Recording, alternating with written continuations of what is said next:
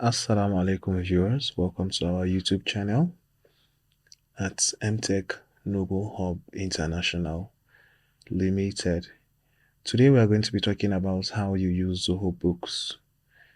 Now, as you can see here, this is our dashboard. After you must have logged in to your Zoho Books, that is after imputing your username and your password, it brings you here into your Zoho Books. Okay. Now, once you are here in your Zoho Books, you can see right here on the top we have the books, which is the logo for Zoho Books. We have here which shows you this tab here. It shows you your recent activities. Then also we have here that helps you to search for customers. And then here we have Mtechnoblehub, which is the name of my company. Then we have here quick create, where you can quickly do one or two things. You can see there are so many things there. We have the add users, item, general inventory, sales, purchases, banking. You can do that from quick create. Then here you can actually refer a customer and earn. And here is your notification button. And here is just your profile. It shows you your profile.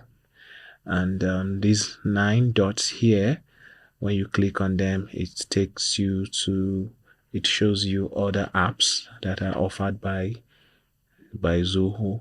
Now I'm actually using a Zoho One account, so and my company has paid for it, so I have actually access to all the apps that are in Zoho One.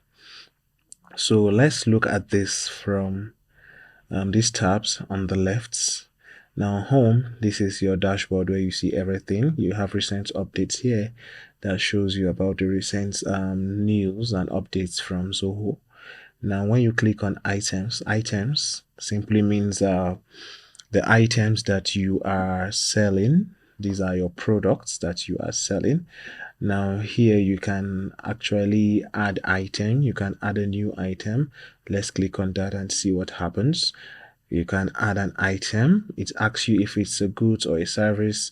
You put the name of the item.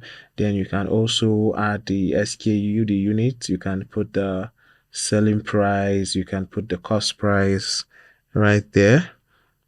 And also you can also input the description of the item.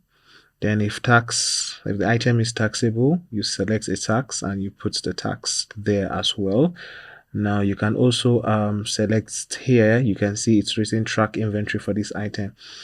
Now you can track inventory for the item. So this, if the item is you'll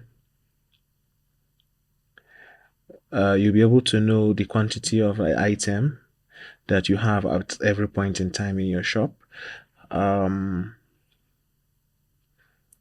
So here you can put the opening stock per unit rate, and once you have done inputting all the details you want to input for the item, you can just go ahead here and click on save. So that is just how the item tab works. So now I'm just going to click on cancel here because I'm not creating any new item. So now we can go to inventory. Now under inventory, we have this option here that is inventory adjustments. So what does this actually do? Yes, so it's asking that if I leave, I won't be able to save changes. So I'm just going to say leave and discard changes. All right, so now we are on to the next tab, which is inventory adjustments.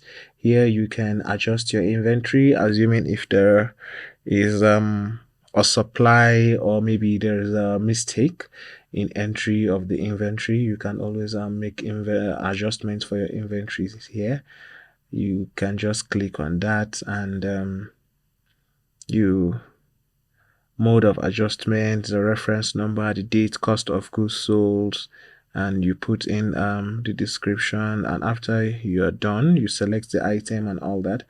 You select the item here under item details, and if there is need to upload any file, you can also upload a file. Now after you have done that, you can also save you can also save that information. So that is what you can do under inventory and inventory adjustments. Now the next thing we have here is sales. Now you can see there are a whole lot of things under sales, so we're going to go over them one after the other. Now we have customers. Customers are just basically the customers you have that buy things from you every now and then, and in case where you have a new customer, you can always add a new customer.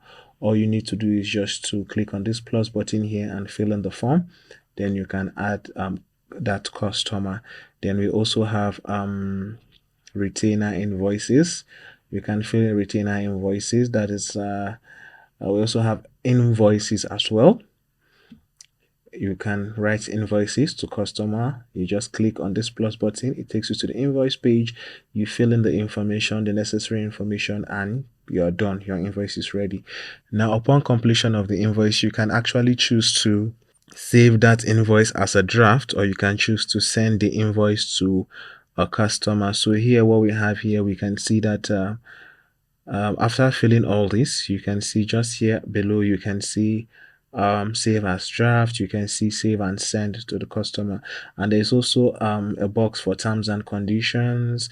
If you have like a specific terms and conditions for your company, like maybe something to have to do with the due date of the invoice or something like that, you can just put in your terms and condition here. It's going to be at the bottom of your invoice. Okay, so that's that for invoice. Then you can also generate receipts. You can generate sales receipts. So when you sell something in your business and you can generate receipts here also in Zoho Books. You just come here, you click on sales receipts. And when you click on receipt, it shows you the customer's name, the receipt date. You can just follow the prompts, the information, and fill it out. Then you can also add the item, the quantity that was bought, and so on. And when you save this, it's kind of automatically reduces the items you have in your inventory as you fill out the receipts.